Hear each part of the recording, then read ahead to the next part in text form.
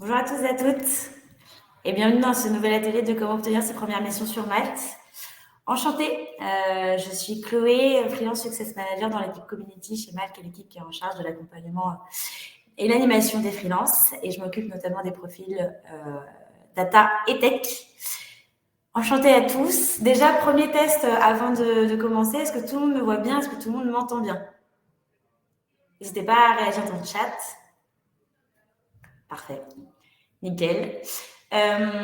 Deuxième point avant de commencer aussi, vu que le son et l'image marchent bien, si jamais vous avez des questions, n'hésitez pas à les poser dans l'onglet questions, qui est en bas à droite, juste à côté de l'onglet chat.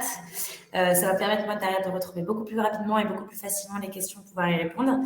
Et si vous souhaitez interagir entre vous, ou tout simplement rappeler aux personnes qui ne posent pas les questions au bon endroit, de les poser au bon endroit, dans ces cas-là, n'hésitez pas à le faire dans le chat. Alors, ouais, je vais juste...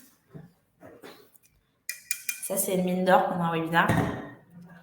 Ça me permet de garder la bouche hydratée pour pouvoir vous parler. Sans plus attendre, on va pouvoir rentrer, ou plutôt en attendant un peu les derniers arrivants, ce qu'on va faire, c'est qu'on va faire une rapide introduction de Malte avant de commencer et de rentrer dans le vif du sujet.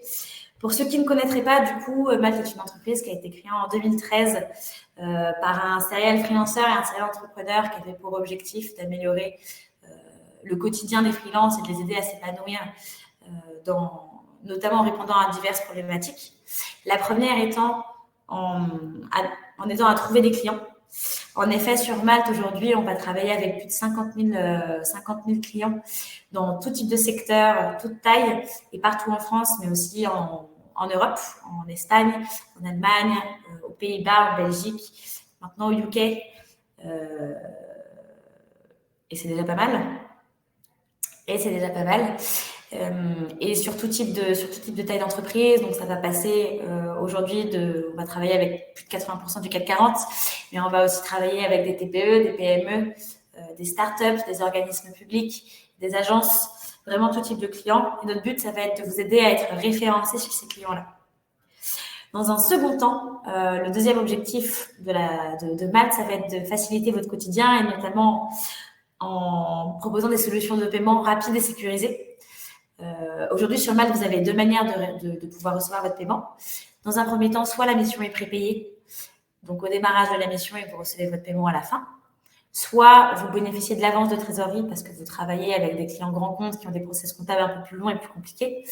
Et dans ces cas-là, pas besoin de provisionnement, mais vous recevez quand même votre paiement sous 5 jours ouvrés maximum à la fin de la mission. Et enfin, troisième objectif de Malte, qui est d'aider à développer les avantages freelance. Aujourd'hui, on a une communauté qui grandit de jour en jour. La dernière fois, je parlais de plus de 400 000. Je ne sais même pas si on n'en est pas à 500 000. Et le fait d'avoir une communauté assez grandissante, ça nous permet d'aider à développer des partenariats avantageux avec différents types d'organismes. Donc, ça va passer par des banques, des assurances, mutuelles, organismes de retraite, investissement immobilier, dossiers locatifs, etc. Donc, pour les freelances. Et en parallèle de ça, on va soutenir des divers événements au quotidien, que ce soit en physique ou en ligne, partout en France. Et sans plus attendre, on va pouvoir rentrer du coup dans le vif du sujet. Je répète, si jamais vous avez des questions, n'hésitez pas à les mettre dans l'onglet questions. Si jamais, parce que je vois rapidement sur le chat que c'est un souci, si jamais vous avez des problèmes de son et d'image et que les autres n'en ont pas, dans ces cas-là, il faut peut-être, en effet, comme dit Jean-Luc, rafraîchir le navigateur. Parfait. Un petit coup avant de commencer.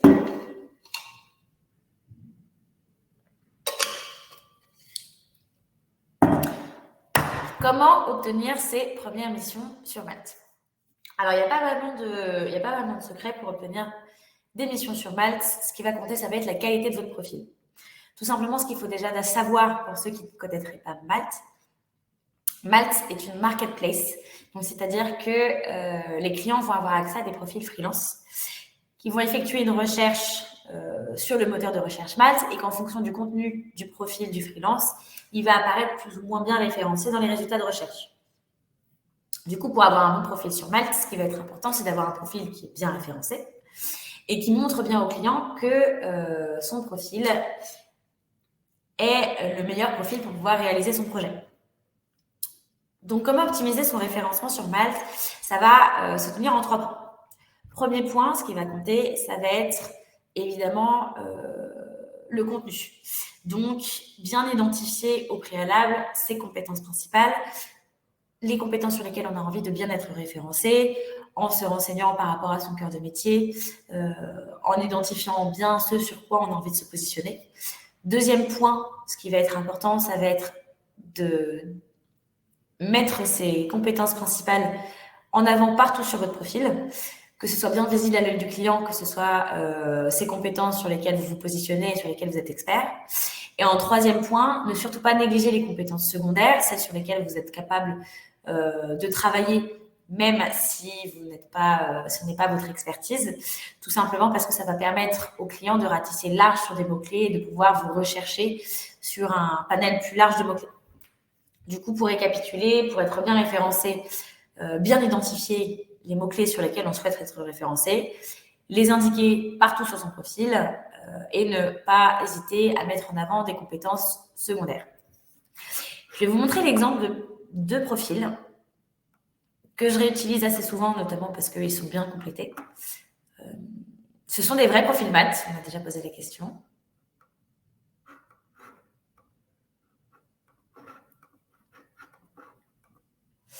Est-ce que vous voyez bien mon écran?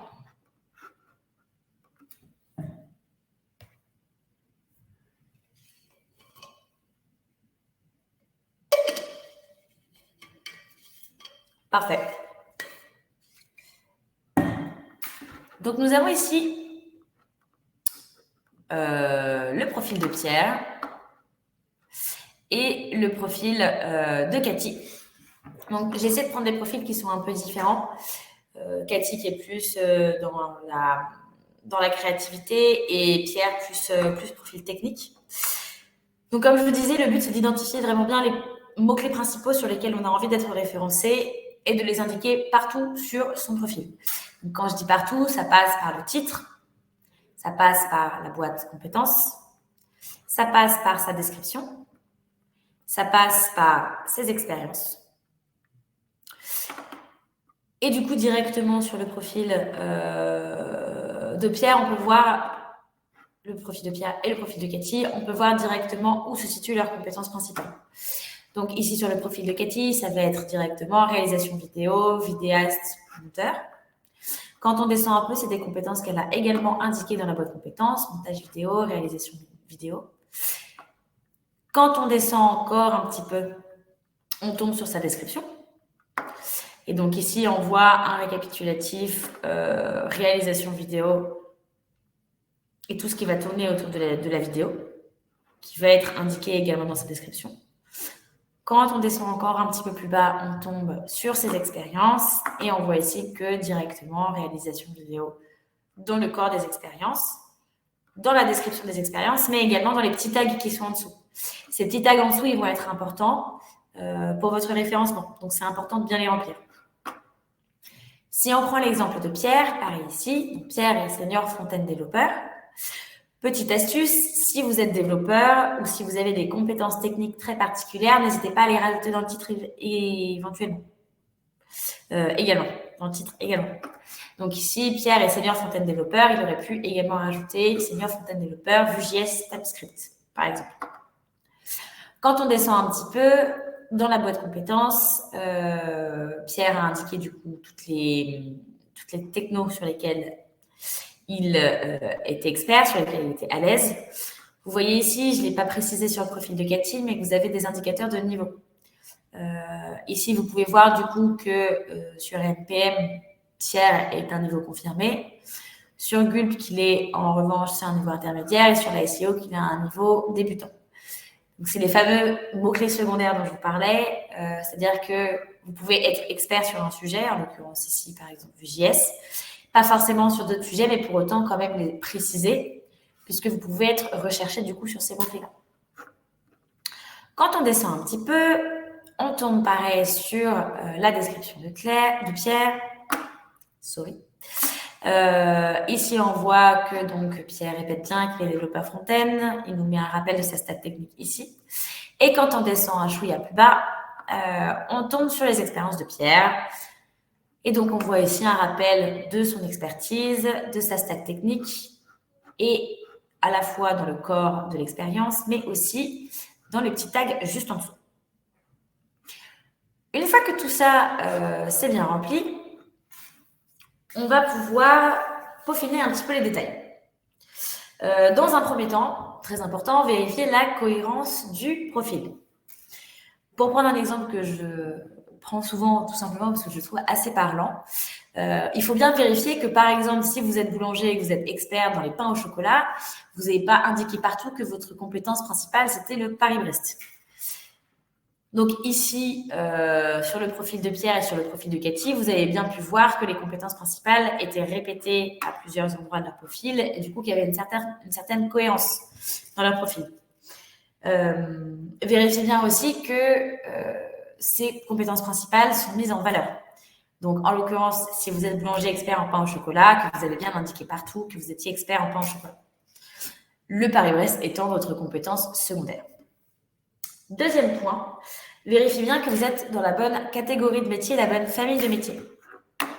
Donc, sur le profil de Pierre, je vais vous montrer, ça se situe ici.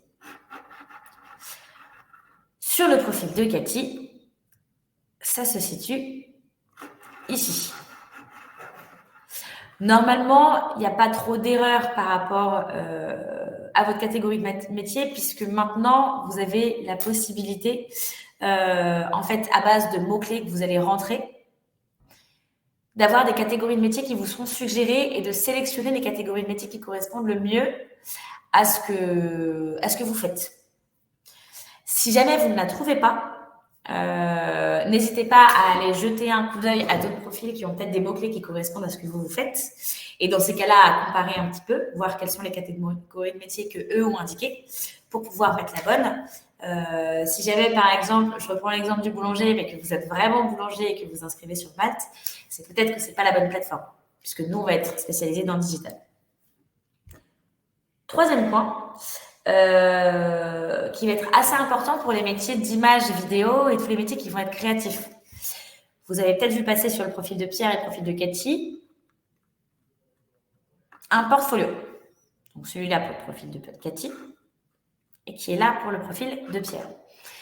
C'est très important que votre portfolio soit soigné, que vous ayez des images de bonne qualité puisque ça va être la vitrine de votre profil et de votre compétence aux yeux du client. Pour tous ceux qui n'ont pas, pour tous les métiers non créatifs qui se demandent s'ils doivent remplir le portfolio, ce n'est pas obligatoire. Je pense à certains devs, certains data analysts par exemple qui le font, mais ce n'est pas obligatoire tout simplement parce que le portfolio n'est pas pris en compte dans le référencement. En revanche, là où ça va être pris en compte, c'est par le client quand il va arriver sur votre profil et vouloir voir un petit peu votre travail, ce que vous avez fait. Notamment aussi parce que les liens sur Malte ne sont pas cliquables. Donc, si vous avez des sites, des vitrines Instagram qui représentent normalement votre portfolio, ces liens-là, si vous les indiquez, le client va devoir les copier-coller directement dans la barre de recherche. Donc, il vaut mieux avoir une vitrine déjà soignée, un portfolio déjà soigné sur votre profil Malte. Pour avoir un profil vraiment bien complet et d'être sûr de bien ressortir dans le référencement, du coup, il faut également que vous remplissiez bien les formations et certifications. Quand on descend un petit peu plus bas, du coup, dans le profil de Pierre,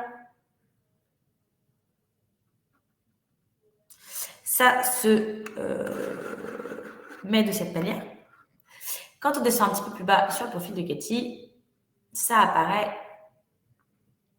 de cette manière. Donc, dans les formations, vraiment, c'est libre à vous d'indiquer ce que vous voulez. Tant que ça reste pertinent, évidemment, si vous avez fait un CAP cuisine et que vous êtes redirigé aujourd'hui sur du développement back-end, peut-être que c'est plus intéressant d'indiquer votre formation back-end que d'indiquer que vous avez fait un CAP cuisine, par exemple. Donc, les formations, ça va être généralement ce qui va être lié plutôt aux études et aux formations que vous avez tenues. Les certifications, donc, qui sont par exemple ici, ça peut potentiellement être des certifications que vous avez passées en autodidacte sur Internet. Ces certifications, vous pouvez les lier à des compétences que vous retrouvez dans la boîte compétences plus haut. Donc là, en l'occurrence, Cathy ne l'a pas fait. Mais lorsque vous rentrez une certification, on va vous demander d'indiquer les compétences acquises. Si la compétence acquise que vous indiquez dans votre certification correspond au nom d'une compétence indiquée dans la boîte compétences juste ici, il y a un petit certifié qui va apparaître à côté. Ça met plus de poids dans la certification et du coup plus de crédibilité dans votre compétence. Et enfin, sixième et dernier point, n'oubliez pas les langues. C'est très important. Donc voilà, ici pour Cathy, ici pour Pierre. Après, la structure est à peu près la même d'un profil et l'autre. Voilà. N'oubliez pas d'indiquer les langues tout simplement parce que les langues ne se mettent pas de manière automatique sur Malte. Déjà, vous pouvez mettre le français ou votre langue maternelle, en tout cas, en langue principale, puisque ça ne se fait pas de manière automatique. Et puis que dans tous les cas, la plupart des clients sur Malte vont parler français, puisqu'on a cette approche locale qui fait que, comme je vous ai dit, on a des sites qui sont basés en fonction de chaque pays. N'hésitez pas non plus à mettre des langues secondaires, notamment l'anglais, ça peut être un vrai plus, notamment si vous cherchez à travailler avec des clients grands comptes qui ont l'habitude de travailler avec des filiales internationales. Filiales ou équipes internationales. Donc voilà pour la partie contenu.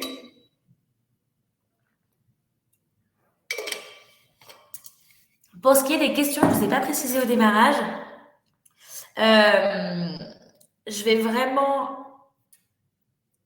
tout donner d'un coup, au moins la partie contenu et profil, avant de commencer à répondre à des questions. Et je ferai ça plutôt en 2 temps, pour pas perdre trop de temps du coup sur la réponse de questions, parce que je sais que je peux parfois débiter un peu, avoir un bon débit de parole. Donc voilà pour les questions. Et également, si je ne réponds pas à vos questions, tout simplement parce qu'il y en a beaucoup, parce que c'est un cas vraiment particulier, n'hésitez pas à contacter notre équipe support@malte.com qui pourra peut-être mieux répondre, ou alors tout simplement répondre à vos questions si jamais j'ai pas le temps de le faire moi aujourd'hui.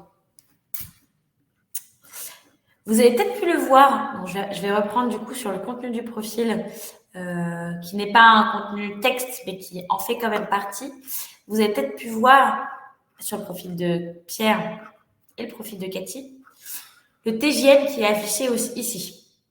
C'est important que votre TJM il soit bien affiché, tout simplement parce que quand un client il va arriver sur votre profil, il va vous contacter en fonction du contenu, mais évidemment en fonction de votre TJM également.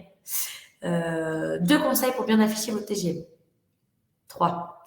Déjà de 1, le TJM, il ne faut pas oublier qu'il est indicatif, donc c'est précisé ici. Et j'insiste sur le thème indicatif tout simplement parce que en fonction de votre prestation, votre TJM peut changer. Je reprends mon exemple du boulanger. Si on vous demande de faire 5 pains au chocolat par semaine sur une période de 1 an avec le même client, bon, c'est une prestation qui ne vous demande pas non plus énormément d'efforts, qui est sur du long terme. Le TJM peut être revu à la baisse. En revanche, si on vous demande de faire la plus grosse des pièces Vinted que vous avez jamais vues de votre vie en l'espace d'une après-midi, là, votre prestation aura peut-être un coût supplémentaire, tout simplement parce que vous avez le timing et la difficulté de la mission qui rentre en compte. Ça, c'est le premier point.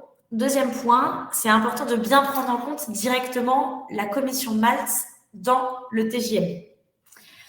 Tout simplement parce que quand un client va arriver sur votre profil, si la commission n'est pas prise dedans, lui, il va voir un TJM au global. Si vous rajoutez la commission Malte derrière sur votre devis, ça peut être dissuasif pour le client. Pour rappel, la commission Malte, elle est de 10% sur les 3 premiers mois de mission avec un même client et elle passe ensuite à 5%. Donc, comme je précisais, avec un même client, à chaque début de mission avec un nouveau client, la commission repasse à 10% sur les 3 premiers mois de mission et ensuite passe à 5%. Troisième point très important, renseignez-vous bien sur les pratiques du marché, sur ce qui est effectué en fonction de votre expérience, de votre catégorie de métier, en fonction du TJM. Que votre TJM ne soit pas soit trop élevé, soit trop bas par rapport à votre expérience, vos seniorités, etc. Un bon premier début, c'est d'aller regarder un peu par rapport à votre catégorie de métier, par rapport à vos compétences, ce qui se fait sur Malte. Sans pour autant dévaloriser complètement votre TJM. Ça, je sais que c'est quelque chose qui peut être pas mal fait quand on commence en tant que freelance. Se dire que de mettre un TJM bas, ça peut aider à valoriser votre profil. C'est pas forcément le cas. Alors certes, vous allez peut-être recevoir plus de contacts, mais c'est pas forcément des contacts très quali. Quelqu'un qui va vous contacter parce que vous avez un TJM bas n'aura pas forcément un projet qui sera défini et une vision claire de ce qu'il recherche. Et même une vision claire de ce que lui coûte réellement la prestation. Donc, c'est important de vraiment bien veiller à avoir un TJM qui correspond à votre expérience, à votre catégorie de métier et à ce qui se fait un petit peu sur le marché. Un bon indicateur, ce que je n'ai pas précisé pour vérifier un petit peu où vous vous situez en termes de TJM et en termes de tendance sur le marché, ça va être les études qu'on a sorties, Maltech Trends et l'étude freelancing en Europe. Maltech Trend qui va plus être axé data et tech, juste dans le titre. Et l'étude freelancing qui va plus être axée du coup sur tous les métiers de manière générale. Ce que je vous propose, c'est que je vous enverrai tout ce qui est support en fin de webinaire pour que tout le monde puisse y avoir accès, même ceux qui sont arrivés en cours de route. Une fois que le TJM est bien affiché, que le contenu est bien affiché, que vous avez bien complété votre profil, que quand je parlais de peaufiner les détails tout à l'heure, je parlais vraiment bien de compléter votre profil, félicitations déjà. Ça va vous permettre de bien apparaître dans le référencement Malte, plus que si votre profil est à moitié complet. Maintenant, je vais pouvoir vous donner quelques astuces supplémentaires qui vont vous permettre d'accroître encore plus le référencement de votre profil sur Malte et de l'optimiser. Première astuce étant la disponibilité. Vous avez peut-être pu le voir sur le profil de Pierre et sur le profil de Cathy. Ici, donc, vous avez un petit badge disponibilité confirmée sur le profil de Cathy. Et sur le profil de Pierre, ici, un petit badge indisponible. Je vérifie juste 2 secondes que vous avez toujours accès au partage d'écran. J'ai l'impression que c'est le cas. Parfait. Donc, je reprends. C'est important d'être très transparent sur votre disponibilité. Tout simplement parce que le client, quand il va arriver sur Malte, qui va faire une recherche de profil, si jamais il voit que vous n'êtes pas forcément disponible, déjà si vous êtes indisponible, vous n'apparaissez pas dans les résultats de recherche. Donc vérifiez bien que si vous êtes en indisponibilité, ce soit bien parce que vous êtes en vacances, que vous n'êtes pas enclin à recevoir d'autres propositions de mission ou que tout simplement vous êtes déjà en mission.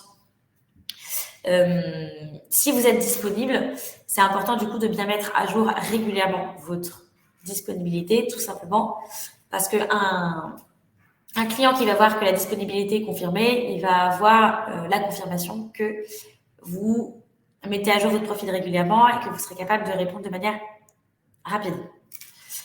Ce qui m'emmène au deuxième point.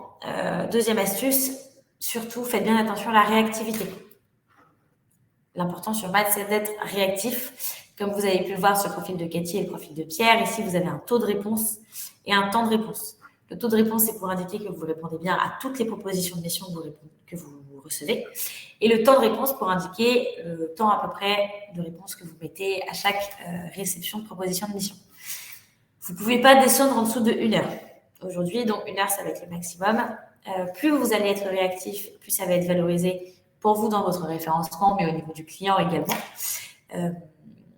Et là où ça rejoint la disponibilité, c'est que si vous n'êtes pas transparent dans votre disponibilité, tout simplement que vous mettez que vous êtes disponible alors que vous n'êtes pas vraiment, ça peut vous mettre en porte-à-faux tout simplement parce que vous ne serez pas autant réactif, ce qui sera indiqué ici. Vous pouvez louper des propositions de mission, Vous pouvez ne pas répondre rapidement parce que vous ne les avez pas vus.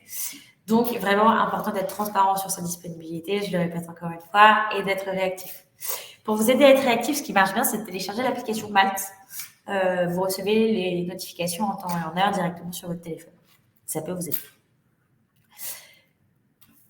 Troisième astuce, ça va être les préférences de mission et notamment la localisation.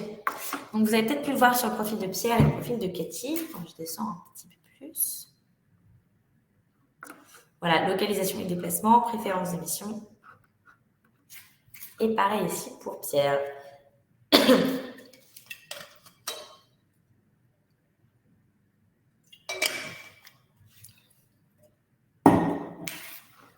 Ici, du coup, au niveau des préférences de mission, ce que vous pouvez mettre, ce que vous pouvez indiquer directement, ça va être à la fois les durées de mission sur lesquelles vous souhaitez vous positionner. Donc, que ce soit des missions longues ou des missions courtes. Je vais aller sur le profil de Cathy parce que je sais que c'est un peu plus rempli. Donc, la durée de mission, la taille d'entreprise, si jamais vous souhaitez travailler plus avec des grandes structures, plus avec des plus petites structures, ou alors que vous n'avez pas vraiment de préférence. Mais également les préférences sur le secteur d'activité, et notamment vos préférences en termes de secteur d'activité et ce que vous souhaitez éviter.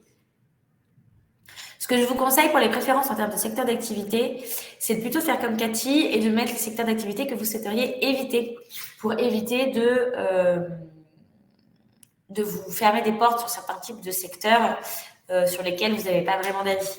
Si vous avez une spécialité sur un secteur, c'est pas vraiment là-dedans qu'il faut le mettre, ça va plus être dans les compétences, dans le titre, voire même un peu partout. Ça peut même faire partie des compétences principales. Je pense notamment au secteur bancaire assurance où les clients vont rechercher des freelances qui ont déjà eu des expériences dans ces secteurs-là. Au secteur médical, au secteur de la santé aussi, où les clients vont rechercher des freelances qui ont déjà eu des expériences. Ça peut être intéressant de le mettre directement dans le contenu et pas forcément ici. En ce qui concerne la localisation, ce qui va être vraiment important, c'est de vraiment bien la mettre, de vraiment bien l'indiquer. Donc là encore, d'être transparent sur votre localisation. Tout simplement parce que quand un client va effectuer une recherche, il va avoir soit le choix de mettre le télétravail, soit le choix de mettre directement la localisation. Aujourd'hui, il va y avoir des clients qui vont privilégier, par exemple, l'approche locale. Donc, ça peut être un avantage pour vous de mettre que vous pouvez vous déplacer dans les locaux. Je pense, par exemple, à Lyon. Si vous travaillez à Lyon, il y a pas mal d'entreprises sur place qui vont chercher des freelances qui peuvent se déplacer dans les locaux. Si jamais vous travaillez principalement de chez vous, il n'y a aucun souci. Ça peut aussi être un avantage dans un autre sens, tout simplement parce qu'un freelance qui va rechercher partout en France, il va pouvoir tomber sur vous. Donc, dans ces cas-là, vous pouvez indiquer que vous travaillez en télétravail. Si vous travaillez partout en France, je reprends mon exemple du boulanger-pâtissier. Vous êtes boulanger-pâtissier, vous réalisez des pièces montées pour des mariages partout en France. Vous êtes capable de vous déplacer directement pour livrer aux clients pour les mariages. Dans ces cas-là, vous pouvez indiquer votre localisation principale, donc là en l'occurrence comme l'a fait Cathy, Paris, et indiquer que vous pouvez vous déplacer, par exemple, un peu dans différentes villes de France pour aller ratisser un peu large sur le territoire français. Donc précisez que vous pouvez vous déplacer donc à Paris, à Lyon, à Lille, à Nantes, à Bordeaux et 100 km autour, par exemple. Bien sûr, quand vous indiquez que vous pouvez vous déplacer, c'est que vous pouvez vraiment vous déplacer sur une partie de la mission. Si vous pouvez vous déplacer aux alentours de chez vous, mais que vous faites majoritairement du télétravail, dans ces cas-là, il vaut mieux indiquer que vous faites majoritairement du télétravail. Si vous êtes capable de vous déplacer aux alentours de chez vous, mais que vous êtes ouvert à des missions en télétravail dans d'autres villes françaises, par exemple, il vaut mieux indiquer que vous pouvez vous déplacer autour de chez vous. Voilà pour les préférences, la localisation. Quatrième astuce. Parce que je m'éternise un petit peu là-dessus, il va falloir que j'accélère. Quatrième astuce, du coup, qui va être à prendre en compte pour vraiment optimiser votre référencement, ça va être le nombre d'avis, le nombre de missions. Donc, je vais remonter sur les profils de Pierre et les profils de Katie. Plus vous réalisez une mission, et plus vous allez avoir d'avis. Plus vous réalisez une mission qui se passe bien, plus vous allez avoir d'avis positifs. Et plus vous allez avoir d'avis, mieux vous allez être référencé dans les résultats de recherche. Donc, vous voyez ici que sur le profil de Pierre, vous allez avoir du coup le nombre de missions effectuées ici en bordereau, la note qui apparaît sous forme d'étoile, le nombre d'avis. Vous allez ici aussi avoir des recommandations sur lesquelles je vais développer un petit peu après. Quand on clique dessus, on arrive directement au nombre de missions effectuées. Donc ça apparaît comme ça quand vous réalisez une mission directement sur Malte et que le mission vous a contacté via Malte. Si jamais vous avez jamais réalisé de mission via Malte auparavant, ou tout simplement vous venez de vous convertir en tant que freelance, vous allez pouvoir bénéficier de recommandations externes. Donc ça, c'est que vous allez demander à soit d'anciens clients, soit d'anciens collaborateurs avec lesquels vous avez travaillé, que ce soit dans votre secteur d'activité actuel, sur votre expertise actuelle, ou que ce soit dans une expertise antérieure, si par exemple vous êtes en reconversion, pour vous laisser des recommandations externes et pour avoir un petit peu plus de crédibilité si vous n'avez jamais réalisé de mission sur Malte. Je vous conseille un minimum de 3, tout simplement parce que c'est ce qui va, plus vous allez en avoir et plus vous allez être crédible aux yeux du client quand il va cliquer sur votre profil. Si vous venez tout juste de démarrer votre activité en tant que freelance, ce que je vous conseille aussi, en dehors des recommandations, pour obtenir votre première mission plus rapidement, c'est de ne pas hésiter à faire venir des clients extérieurs sur Malte pour obtenir plus rapidement un premier avis de mission qui vous permettra d'augmenter x3 la visibilité de votre profil. Donc, c'est quand même pas négligeable. Évidemment, vous allez me dire, mais je suis en reconversion, j'ai jamais fait de mission en freelance, j'ai pas de clients. Moi, ce que je conseille toujours, alors Malte est un bon canal d'acquisition pour avoir des clients, mais c'est pas le seul. Donc, n'hésitez pas à les prospecter de vous-même. Je vous refilerai plus tard le lien de notre ressource center où on a pas mal d'articles et notamment de comment faire la transition de salarié à freelance, où on vous explique comment aller prospecter vos propres clients. Des clients que vous allez prospecter, vous allez pouvoir construire votre relation avec eux et du coup, si vous ne les connaissez pas, que vous n'avez jamais travaillé avec auparavant, vous pouvez les faire passer sur Malte pour une première mission pour obtenir votre avis et pour bénéficier de la sécurité de paiement, sécurité et rapidité de paiement, sur laquelle je vais sauter dans pas très longtemps. Voilà pour les astuces. 5e astuce, mais qui est plutôt un warning, qui sont les actions à éviter qui peuvent vous faire baisser dans le référencement. Déjà, je ne le répéterai jamais assez, mais ne pas répondre aux clients, ne pas être transparent sur sa disponibilité, du coup ne pas répondre aux clients, ça peut vous faire baisser en visibilité.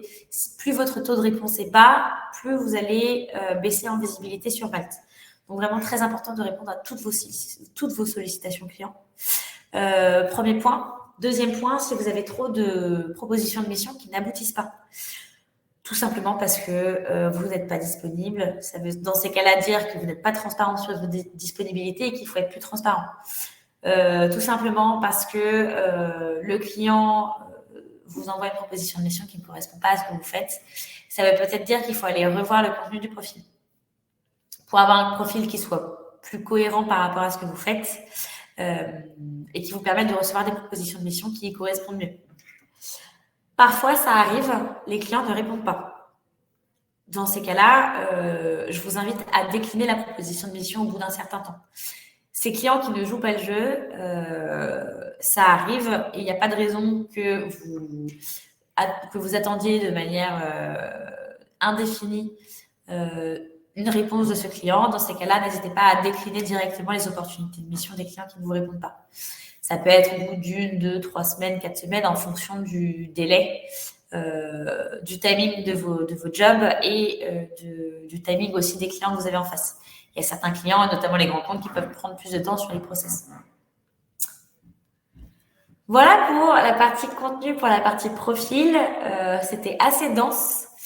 Je vais aller regarder rapidement si il y a des questions qui ont été posées.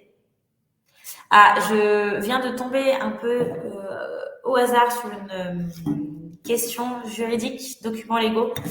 Ça, je n'y répondrai pas pendant ce webinaire, tout simplement parce que je ne suis pas experte sur le sujet. En revanche, vous avez des contenus soit sur notre FAQ, soit dans notre Resource Center que je vous partagerai en fin de webinaire. Vous avez également un webinaire qui a lieu une fois tous les mois pour vous aider à choisir votre structure juridique. En parallèle de ça, on a également des partenaires avec Malte qui vous permettent de vous aider à trouver plus facilement le statut légal qui vous correspond. Donc, je vais regarder rapidement du coup les questions.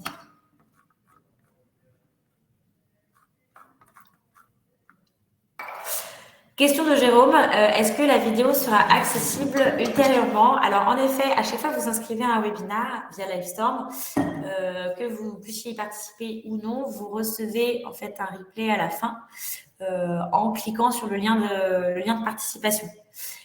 Et celui-là en particulier, d'ailleurs, finira sur YouTube pour mettre à jour par rapport à l'ancien webinaire qui date un petit peu, l'ancien replay qui date un petit peu maintenant.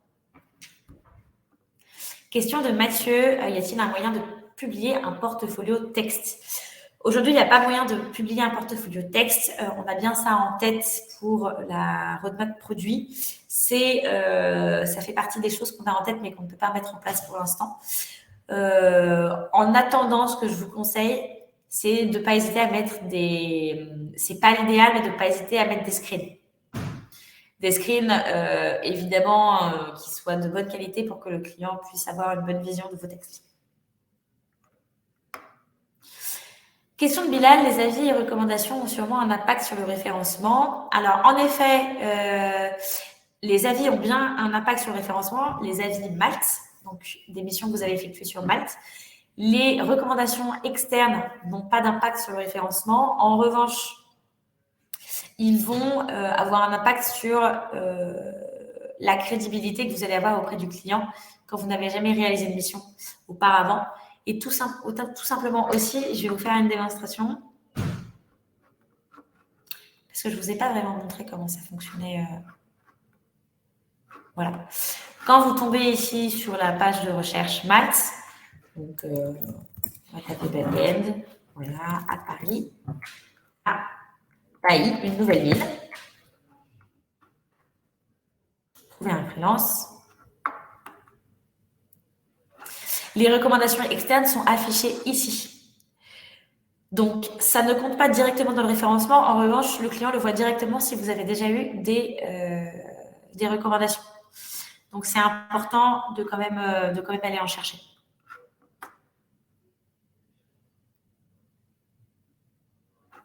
Question d'Olivier, les 6 rubriques à compléter, donc compétences, expérience, description, formation, certification.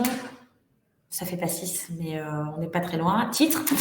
Les rubriques à compléter sont-elles aussi importantes les unes que les autres ou certaines sont plus importantes que d'autres? Toutes les rubriques sont très importantes. Plus vous allez avoir un profil complet et mieux vous allez être référencé dans Malte. Alors, en ce qui concerne la rubrique certification, il est possible, ça va compter avec la rubrique formation, parce qu'il est possible que certains d'entre vous n'aient pas passé de certif. C'est toujours valorisé, mais ça va être couplé avec la rubrique formation.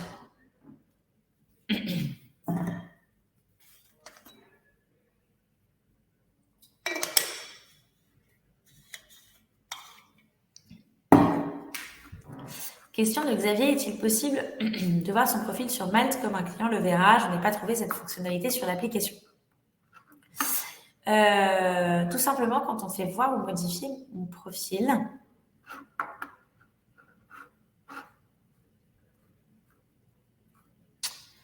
en fait, c'est la vue client qu'on a. C'est la vue client qu'on a directement.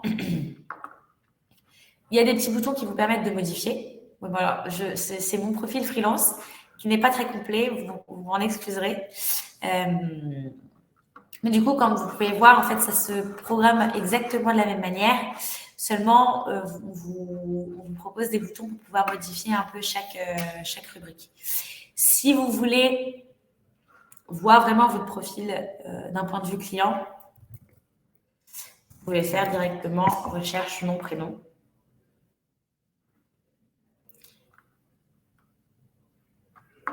Voilà, j'ai fait des petits tests. Recherche nom, prénom. Et ça apparaîtra comme ça. Voilà. Donc, pour vraiment avoir une vision de comme si c'était le client qui vous recherchait.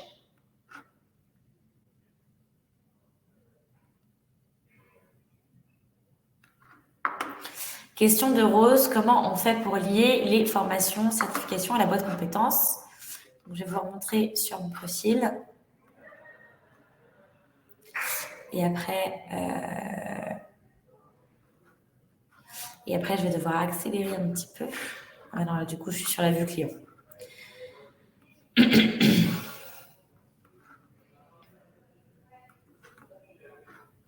Ici, vous allez donc ajouter votre certification. Et vous allez avoir ici compétences mises en œuvre pendant cette mission. Si la compétence mise en œuvre pendant cette mission correspond à un point qui a été mis plus haut, là en l'occurrence j'ai fait l'essai avec Community Development, ce sera affiché comme ça.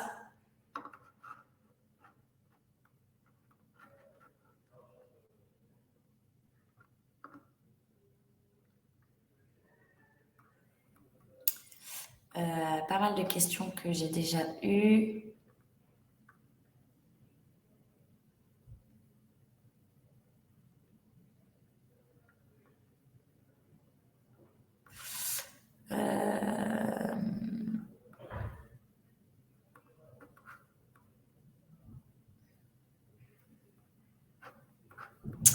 Il y a pas mal de choses que je vais vous dire après. Question, je vois pas mal ressortir du coup 2 questions. La première étant, quand on est disponible à temps partiel, est-ce qu'on peut le mettre en avant? Je n'ai pas l'impression que ça fonctionne. Alors, quand vous êtes disponible à temps partiel, vous éditez votre disponibilité ici. Et bien alors, vous éditez votre disponibilité ici. Si on est disponible, ce qui n'était pas mon cas, ce qui n'est toujours pas mon cas, vous allez ici avoir la fréquence à laquelle vous êtes disponible pour les temps partiels. Donc, si vous êtes disponible qu'à temps partiel, comme je vous l'ai dit, transparence is key. Donc, mettez bien le nombre de jours sur lesquels vous êtes disponible par semaine. Ça, c'était la première question que j'ai pas mal vue. Deuxième question que j'ai perdue.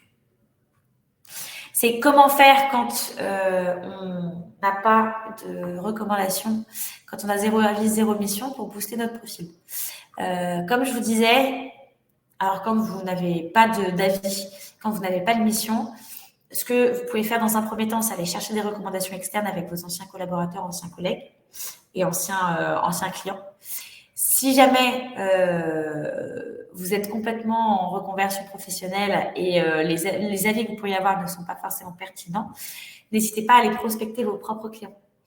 Malte va pouvoir vous aider. Déjà, en tant que nouveau, vous allez quand même être mixé avec les personnes qui ont déjà reçu, qui ont déjà eu des missions et qui sont déjà sur Malte depuis un moment. En tant que nouveau, vous n'êtes pas relayé au fond du panier, loin de là. Dès que vous avez un profil bien complet, vous allez pouvoir être mélangé à la masse.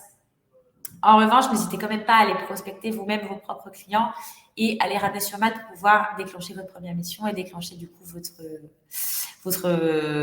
l'optimisation de votre référencement Malte. Dernier point, et après j'enchaîne, parce qu'il est déjà 47. Par rapport, alors j'ai perdu du coup la question.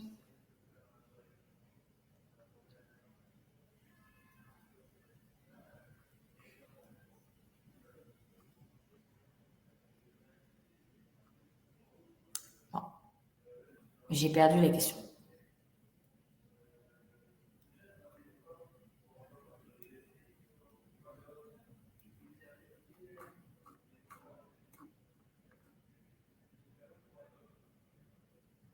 Ah, si, question de Mathieu.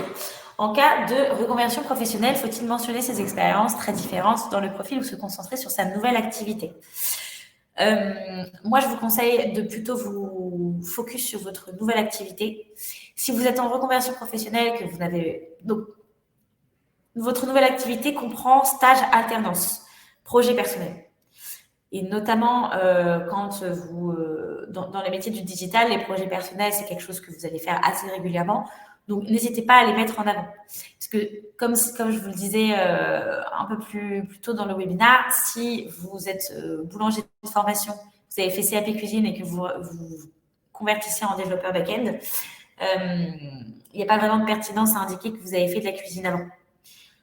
Si, par contre, vous avez été, je ne sais pas, manager dans une autre entreprise, ça peut potentiellement être une expérience à mettre en avant. Mais il faut vraiment se focaliser sur ce que vous faites aujourd'hui. Je vais enchaîner. J'ai pas besoin du partage d'écran. Je vais enchaîner surtout sur une fois, déjà comment recevoir des propositions de mission et comment vous faites une fois que vous avez reçu une proposition de mission. Premier point du coup, comment est-ce que vous recevez des propositions de mission? Ça va être soit via le client directement, donc c'est-à-dire que manuellement le client a effectué sa recherche sur la barre de recherche Malte, développeur back-end, Paris. Il est tombé sur une liste de profils. En fonction des profils, du contenu des profils, il a choisi de contacter un tel. Il leur envoie un message que vous recevez directement dans votre messagerie Malte. Deuxième manière de fonctionner, le client ne trouve pas par lui-même, tout simplement parce que la compétence est un peu dure à trouver ou parce qu'il a du mal à se servir lui-même de maths.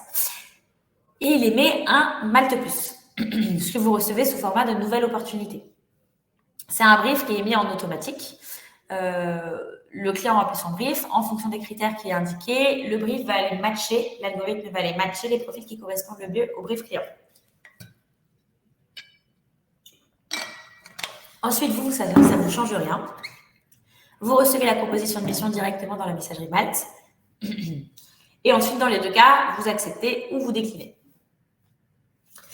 À savoir que, avant de commencer toute mission, je vous conseille fortement, très très fortement, d'avoir vos documents juridiques à jour sur Malte. J'ai vu qu'il y avait une question qui avait été posée dans l'onglet questions. Pour commencer une mission, vous n'avez pas forcément besoin d'avoir vos documents juridiques à jour. Vous en avez en revanche toujours besoin pour recevoir votre paiement. Dans le cas le plus commun, dans le cadre où vous travaillez avec des clients grands comptes, vous allez avoir besoin obligatoirement d'avoir vos documents juridiques à jour, tout simplement parce que c'est une demande de leur part. Sinon, vous ne pouvez pas envoyer de devis. Donc, si vous souhaitez travailler avec ces grands comptes-là, c'est mieux d'avoir ces documents juridiques à jour. Dans tous les cas, si vous souhaitez commencer une mission plus rapidement et fluidifier le process de démarrage de mission, je vous conseille très fortement d'avoir vos documents juridiques à jour avant le démarrage de la mission et de les compléter dès que vous vous inscrivez sur Malte, dès que vous complétez votre profil. Comment ça se passe une fois que vous avez reçu votre proposition client? Le client vous a envoyé un message, soit par nouvelle opportunité, soit manuellement. Vous recevez la proposition de mission. Soit vous n'êtes pas intéressé, dans ces cas-là, vous déclinez la proposition de mission. Soit vous êtes intéressé, dans ces cas-là, vous l'acceptez. N'hésitez pas à décliner. Il vaut mieux, comme je vous disais, décliner plutôt que de ne pas répondre, puisque ne pas répondre peut vous pénaliser dans l'algorithme Malte. Le client vous envoie un brief, vous êtes intéressé, vous le faites savoir.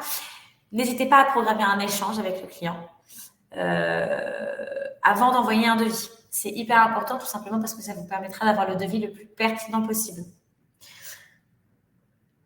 Une fois que vous avez programmé votre échange avec le client, que vous êtes mis d'accord sur les modalités de mission, là, vous allez pouvoir envoyer votre devis. C'est important que le devis ait un maximum de détails, tout simplement parce que il fait office de facture il fait office de contrat et de facture à la fin. Plus vous allez avoir de détails sur le devis, moins vous allez avoir de quiproquos avec le client. Et une fois que le devis a été envoyé, ça vous permet derrière de recevoir, s'il a bien tous les détails possibles, de recevoir la validation que tous les éléments de modalité de mission sur lesquels vous êtes mis d'accord ont bien été validés par vous et par le client. À savoir que dans le devis, vous n'avez pas besoin d'indiquer la commission MALT parce qu'elle est déjà prise en compte dans le TJM. Une fois que vous avez envoyé votre devis, que vous êtes mis d'accord sur les différents éléments, le client accepte, puisque le client est très content de votre devis. Et la mission peut commencer. Dans ces cas-là, 2 cas de figure pour assurer le paiement rapide à la fin de la mission. Soit vous fonctionnez sous prépaiement, ce qui est le cas le plus commun avec la majorité des entreprises, soit vous fonctionnez par avance de trésorerie parce que vous travaillez avec un grand compte.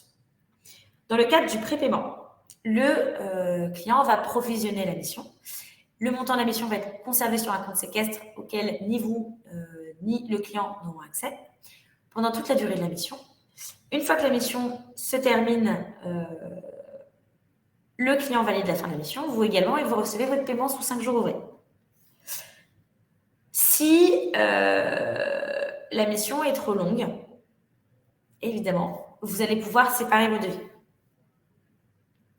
Je vous conseille fortement, voire même je vous oblige à bien attendre le provisionnement de la mission avant de la commencer.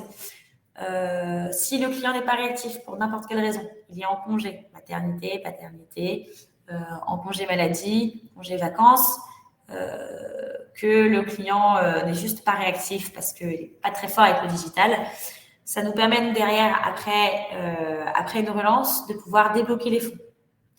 Si le provisionnement de la mission n'est pas effectué avant, nous, on ne peut rien faire à part envoyer des mails. Donc, vraiment, bien attendre le provisionnement de la mission avant de commencer à travailler. Dans le cadre de mission, avec avance de trésorerie, donc avec clients majoritairement qui font partie du CAC 40, le démarrage de la mission s'effectue sans provisionnement. Là, vous n'avez pas besoin d'attendre le provisionnement de la mission. Une fois que la mission est terminée, validée par vous et par le client, vous recevez votre paiement sous 5 jours ouvrés. Pour bénéficier de l'avance de trésorerie, vous allez avoir une condition qui va vous demander d'être cochée avant le démarrage de la mission pour que le partenaire financier avec lequel on travaille vérifie bien que vous êtes d'accord pour bénéficier de ce service. Provisionnement comme avance de trésorerie sont compris dans la commission MAT. Donc, ce n'est pas à rajouter en termes de commission sur la mission. Dans le cadre de missions longues, pour l'avance de trésorerie, tout a été prévu. Vous allez pouvoir bénéficier de l'option récurrente de la mission. Donc, c'est-à-dire que vous allez avoir à valider un compte-rendu d'activité tous les mois avec le nombre de jours que vous avez travaillé. Vous recevez le montant du nombre de jours que vous avez travaillé tous les mois une fois que le client et vous avez validé le nombre de jours travaillés. Dans le cadre du prépaiement, il n'y a pas l'option récurrente. En revanche, vous allez pouvoir effectuer plusieurs devis. Si par exemple, vous faites de la maintenance sur 1 an dans une entreprise, dans une start-up, que vous travaillez 10 jours par mois, par exemple, vous allez pouvoir faire devis mois 1, devis mois 2, devis mois 3, devis mois 4, etc. etc. Dans le cadre où vous travaillerez par exemple vous créez un logo, vous travaillez donc 1 semaine sur ce logo. Il se trouve qu'au fur et à mesure des allers-retours, le client vous prend 1 semaine supplémentaire sur la semaine initialement prévue. Dans ces cas-là, le devis est modifiable pour apporter les modifications de frais qui sont liées au service supplémentaire que vous avez offert au client. N'hésitez pas d'ailleurs, ça fait partie de ce que je vous disais tout à l'heure, à mettre un maximum de détails dans le devis, à mettre que vous facturez tant pour un nombre de jours supplémentaires. Une fois que la mission est terminée, le client va valider la fin de la mission, vous validez la fin de la mission, vous recevez votre paiement et le client va pouvoir laisser une recommandation et une note. N'hésitez pas à parler au préalable à votre client et à lui dire de ne pas oublier de mettre une note ou une recommandation, puisque Malte est votre outil de travail. Et ça va vous permettre, vous, derrière, d'avoir plus de visibilité. S'il n'y a pas de raison que le client ne joue pas le jeu. Si jamais le client, vous ne l'avez pas rappelé au préalable et vous en a pas laissé par la suite, n'hésitez pas à lui rappeler non plus, à le relancer pour qu'il vous laisse des recommandations et des avis et une note, tout simplement parce que derrière, c'est ce qui va vous permettre d'avoir plus de visibilité de votre profil sur Malte. Voilà, pour la totalité des informations que j'avais à vous transmettre. Je vais vous partager tous les documents dont je vous ai parlé plus tôt. Documents / site. Tout simplement parce qu'on touche, le webinaire touche à sa fin. Je sais que je ne vais pas pouvoir répondre à toutes les questions. Donc, je vous envoie un maximum de support. Potentiellement, il y en a qui répondront à certaines de vos questions. Je vais voir si je peux jeter un coup d'œil à 2-3 questions avant de finir. Et si jamais je n'ai pas pu répondre, tout simplement parce que vous avez un cas très particulier ou parce qu'on n'a pas eu le temps, n'hésitez pas à écrire à l'adresse support@malte.com pour qu'ils puissent répondre à vos questions. Donc, je vous partage dans un premier temps la page partenariat. Pour toutes les personnes qui vont poser des questions concernant le statut juridique, on va avoir un partenariat avec Indy et l'expertcomptable.com qui vont vous permettre de vous aider à créer ces statuts juridiques. D'un côté, avec un accompagnement humain et de l'autre, un expert comptable plus digital. Je vous invite à aller jeter un coup d'œil. Je vois que le temps tourne, qu'il est déjà 11h et qu'il y a des personnes qui avaient réservé la salle, donc je ne vais malheureusement pas pouvoir répondre à plus de questions. Je vous partage quand même le Resource Center. Je vous partage quand même le Resource Center et la FAQ auquel vous pouvez aller jeter un coup d'œil si jamais il y a des questions auxquelles je n'ai pas répondu. C'est régulièrement mis à jour. Donc, je vous invite fortement à le faire. Et toujours, encore une fois, n'hésitez pas à contacter support si jamais vous avez des questions auxquelles je n'ai pas répondu. Je suis vraiment désolée, du coup, pour toutes les personnes qui ont posé des questions. J'ai vu qu'il y en avait encore quelques-unes. Je vais devoir vous laisser. Je vous souhaite une très, très bonne journée à tous. Bonne continuation, bon courage pour ceux qui démarrent. Et à très bientôt sur Malte. Au revoir.